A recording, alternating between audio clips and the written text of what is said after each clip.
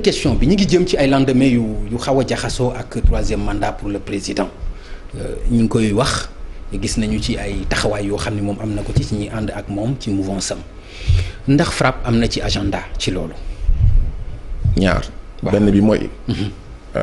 Pape Ngagne sama diggante ak yow. waxu troisième mandat bi am na solo. mais li ëpp ci réew mi tey. ay waxu suuf la ñuy wax. dañoo nangu seen suuf. li ëpp ci réew mi tey ñu ay liggéeykat ay waxu ñun amuñu droit syndical. ñun dañu tax ñun dañu bul fàtte ni troisième mandat Sénégal daf ko traversé ak dret. maa ngi ñëw ak lu metti yaa ngi fàtte dama la wax ñaar. waaw. bu ma commencé benn bi rek. nga bëgg a bëj sama. d'accord allez-y da ngay xaar ba ma wëlis ñaari wëlis. nga soog a ñëw. benn wëlis bi mooy Pape Ngagne dama jàpp ne tey li ëpp ci citoyen sénégalais yi du troisième mandat mooy seen priorité. seen priorité mooy dinañ am 70 000 nouveaux bacheliers ren. alors que am na 1300 bacheliers yoo xam ne ba léegi orienté wuñ leen.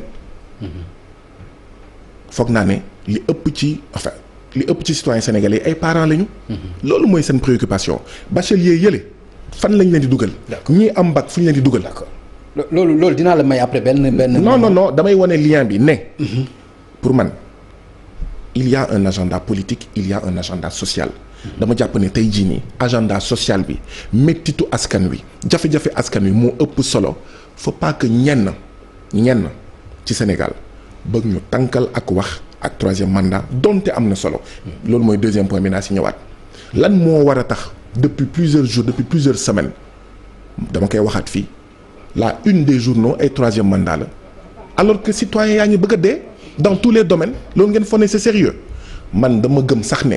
dama njort sax ne dafa am ñoo xam ne dañu bëgg a détourner des préoccupations des populations li askan wi di dund di ñu yóbbu ci débat boo xam ne wax dëgg yàlla du loolu moo ëpp solo et ñun citoyens yi dañ ko war a bañ faut pas que ñu yóbbu ñu ci xeexu troisième mandat alors que ñii amuñu ndox ñii amuñu suuf ñii amuñu orientation ñii amuñu lii ñii amuñu bourse ñii amuñu machine. d'accord ñaareel bi. waaw kay dama jàpp ne loolu moo ëpp solo ñaareel bi mooy que. pour man loolu tamit faillite la. faillitu président Macky Sall la. parce que bokk na ci li tax askanu Sénégal faloon ko mu saafara ay jafe-jafe te troisième mandat nekkoon na jafe-jafe tey jii ni nekk fi sax di wax ndax du war na am troisième ou pas mandat loolu sax défaite la ci président Macky Sall. parce que waroon na ko régler ba nga xam ne on passe à autre chose. un des 23 pays yi gën a ndóol ci àddina bi war na tal leneen. lu dul di wax ay troisième mandat moo tax man dama jàpp ne ñun Afrique ñun Sénégal nous avons en tout cas une bonne partie de la classe politique africaine et sénégalaise fait partie dafa bokk ci classe politique la plus bête du monde. Ah bon? waaw lu tax ma naan la plus bête du monde mooy tey jii nii le débat c'est naka la ñuy amee naka la ñuy reyee analphabétisme. téeméer boo jël ci askanu Sénégal juróom fukk ak ñeent yi mënuñu jàng abajada. yaa ngi dellu ci social bi de. non waaw mais c'est lié Pape Ngagne il faut pas être xawma isolé wala am un raisonnement mécaniste dama ne. ok la priorité débat bi Sénégal ak Afrique moo war a nekk naka la ñuy demee jàngi naka la ñuy fexe ba ñëpp mën jàng abajada naka la ñuy fexe pour faju naka la ñuy fexe ba am ñëpp am liggéey naka la ñuy fexe ba kaaraange naka la ñuy fexe ba am autosuffisance alimentaire ak ñoom seen mais pas tous les 5 ans tous les 10 ans troisième mandat au moment où yeneen classe politique yi li ñuy xalaat yëpp mooy naka la ñuy fexe ba gën a moom Afrique naka la ñuy fexe ba gën a tënk Sénégal Gambie xawma Afrique du Sud ak ñoom seen. loolu laay wax ne ñoom seen classe politique. li ñuy xalaat yépp mooy gën ñu noot gën a jël suñu rongañ ak suñu deret di siim seen cere. ñun ñu toog di xalaat. naka la ñuy fexee ba wéy ci pouvoir bi naka la ñuy fexee ba yàgg. man sama gis-gis lu simple na président Macky Sall mënuñu ko may li nga xam ne mayuñu ko woon président Ablaye Wade. pour man wax ji jarul muy gudd mënuñu ko may. duñ ko may d'accord bokk na ci plan am moo tax d'ailleurs ñi muy dàq. mooy ñi nga xam ne dañuy wax amul droit am troisième mandat. mais ñi koy wax naan am nga droit am 3e mandat yëpp dàqu leen. loolu dafa am lu muy tekki.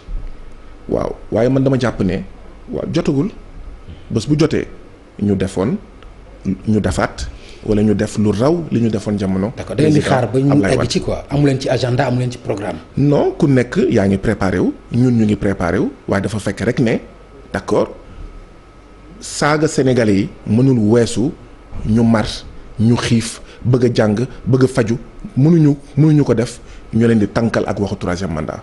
dama jàpp ne c'est indécent et c'est insultant. kon yow yaa ngi ànd ak le président bi demander à ces ñi mu bokkal coalition kenn bañ a wax ci mandat bi te ñu liggéey nekk ci yeneen priorité. kon yow yaa ñoom yéen a bokk xalaat foofu. président Macky Sall ni muy doxalee biir parti am sama yoon. non mais non attends bokkuma APR non du ma ko commenter. Guy Pape Ngagne du ma commenter li président dama lay fàttali un parti politique. organisation privée la.